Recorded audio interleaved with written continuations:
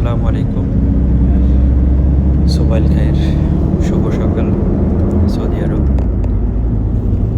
জায়গাটার নাম হচ্ছে সৌদি আরব রিয়াদ রিমাল। অনেক সুন্দর একটা জায়গা। সকাল সকাল ঘুরতে বের হলাম। আসলে কিছু কিছু জায়গা আছে দেখার মতো অসাধারণ, তাই আপনাদের মাঝে নিয়ে আসলাম। দেখতে থাকেন আপনারা। ধন্যবাদ।